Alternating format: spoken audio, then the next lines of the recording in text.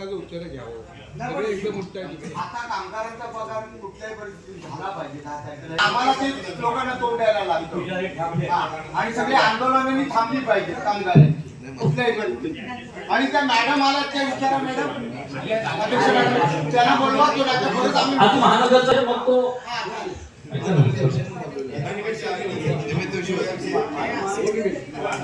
एक minute sir, माझ्याकडे असलेल्या माहितीनुसार आपण 11 किलोमीटरचा पॅच आहे सर. आपण बोलल्याप्रमाणे 8 किलोमीटर 5.5 किलोमीटर हा असं आपण रेट पकडलाय ना, बरोबर ना. हार्ड रॉक किती आहे? हार्ड रॉक घेतला 3 kilometre. Hard rock 3 kilometre yes. आणि 8 किलोमीटर आपण ऍक्च्युअली सर कसं आपण जो एस्टिमेट बनवतो म्हणजे आपण जे estimate Malnaka internal road, Samudranagar internal road, Vishwanagar area हे सर्व जे आहे ना हा हार्ड रॉकच आहे ना. बरोबर आहे. माझ्या माहितीप्रमाणे सॉफ्ट रॉक कमी आहे, 5.5 किलोमीटर पेक्षा कमी आहे. आणि त्याचा रेट की ही एनओसी किती महिन्यासाठी दिलेली आहे? ही एनओसी दिलेली आहे योग्य आहे की पावसाळा सुरू आहे त्यांचं म्हणणं बरोबर आहे.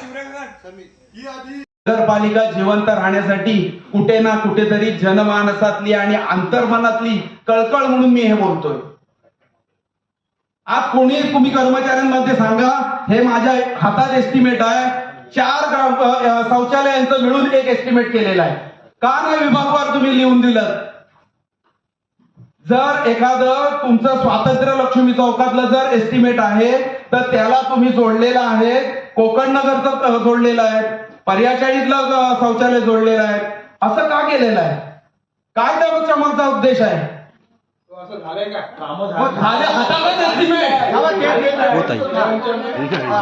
मी बघा, मी खोटं नाही बोलत आहे.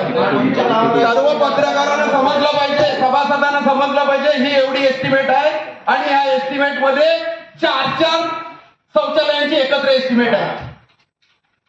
याच्यातली विभागवार तुम्हाला एस्टिमेट कुठलं मिळणार आहे? कुठल्या शौचालयाचं किती काम झालंय हे समजू शकत नाही. ह्याच्यावर तुम्ही वानकडे साहेब सांगू शकता का कुठल्या विभागाचं कुठल्या ह्याच्यात काम झालं? आणि माहिती विचारायला गेल्यावर अतिशय उर्मट भाषेत कर्मचारी बोलतायत. माझं तर विचार साहेब तुम्हाला म्हणणं आहे की ह्याच्यात उपनगराध्यक्षाचे अधिकार काय? उपनगराध्यक्षा एखाद्या विषयावर जर कर्मचाऱ्याला बोलवायचं झालं तर तो कर्मचारी येत नाही, तो कर्मचारी माहिती देत नाही. आणि त्या कर्मचाऱ्याला विचारायला गेलं की मग वादातीत विषय सुरू होतात. समीर दिवरेकर आज विलन झाला. ही वस्तुस्थिती आहे. आणि ही वस्तुस्थिती बोलायची झाली तर समीर दिवरेकर वाईट. अरे ह्या रत्नागिरी शहराला संस्कृतीचा एक पांडा आहे. इथे खूप नगरसेवक चांगले होऊन गेले, खूप नगराध्यक्ष चांगले होऊन गेले, पण अशी ही वेळ ही पहिल्यांदाच आली. या कर्मचाऱ्यांना इथला नगरसेवक हा आता वाईट ठरायला लागलेला आहे.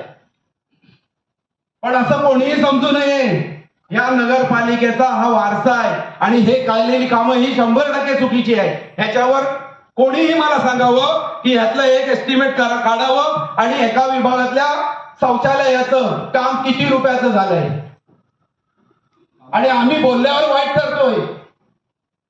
आमच्या शौचालयाची कामच नाही झाली तरी सुद्धा मांडवीतल्या शौचालयाचं ह्याच्यात बिल आहे. आणि वस्तुस्थिती आहे, मी खोटं बोलत नाही आहे. ह्याच्यातला कुठल्याही कर्मचाऱ्यां किंवा इंजिनियरने ह्याच्यात यावं आणि 4 शौचालयाचं एक बिल केलेलं आहे. आणि सगळी बिलं आहेत ना ही 5 लाखाच्या आतली आहेत की टेक्निकल सँक्शन घेण्याची आवश्यकता नाही.